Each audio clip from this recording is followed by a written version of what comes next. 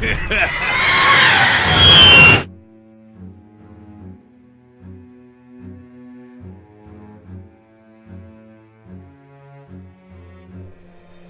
YouTubers, it is Godzilla294 here coming at you with another figure review, and this time it is on the Ultraman G monster, Belial Chimeraberos.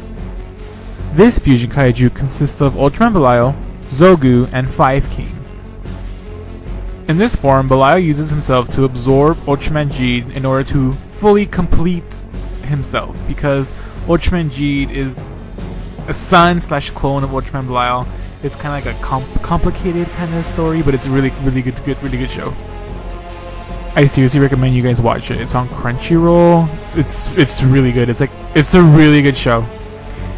Now let's talk about the figure. The figure, it's honestly very highly detailed. It's one of the smaller DXs, but it still scales well with other figures. But the lack of paint was just so disappointing. The figure you see before you is my custom. It's not the best because I'm not that good with little spaces, but the original figure, I wish I had a picture of it. Well, actually I do. It's on my Instagram page. I'll talk about that later. But originally the paint job was so bad, really bad. But I customized him using some reds and some blacks to kind of give him kind of more show accurate kind of look. I don't think it's that accurate, but I tried my best. So I'm honestly satisfied. So for size comparison, here he is with Skull Gamora, the first fusion kaiju of the Ultraman G series. You can totally see the resemblance, even with Thunder Killer. You can tell by the chest crest, the purple, I don't know what it's called. I'm gonna say energy, no. Okay, I'm not even gonna say anything, but yeah. And there he is with Ray Blood. Ray Blood is what turned Ultraman Belial evil in the first place, for those of you who do not know. And here he is next to Arc Belial, the biggest form of Belial so far. And now let's get into articulation, shall we? Belial has the basic 4, the 2 arms and the 2 legs, and sadly no tail articulation, and I don't want to break the Glucio, because I don't want to. But yeah, it's honestly, it's just a basic 4, like any regular vinyl figure you'd get. What this figure lacks in paint, it brings it back in the A game with its detail. The detail on this figure is so good.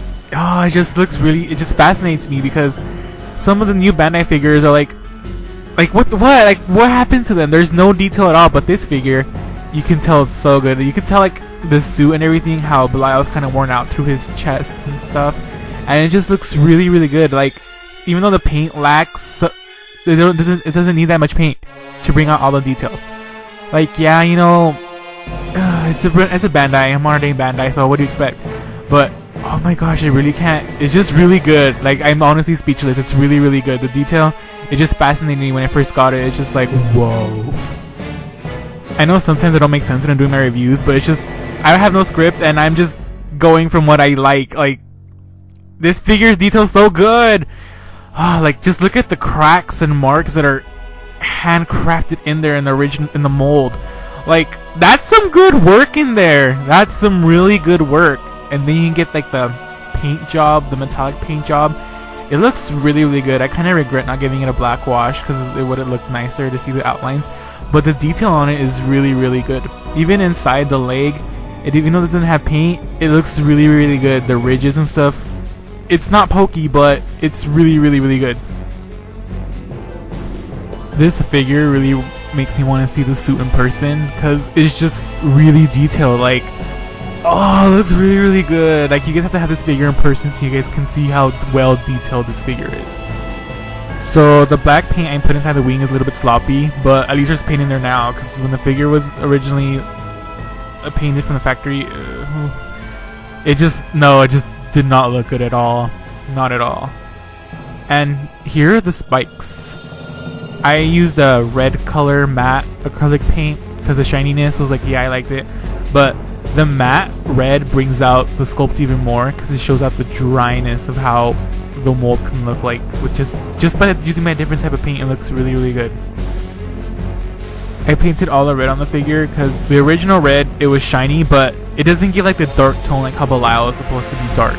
The Belial is supposed to be an entity of pure evil. But I kind of got a little bit sloppy on the tail, but ignore that. The tail is phenomenal. Like, the details, it's so good. It is like, wow. Like when you look under the tail, all those little cracks and ridges are really good, and it's like so smooth. It's like, it feels like a fish, but without the moistness of the ocean water. This figure is really cool. Like, I'm not lying, this figure is really good.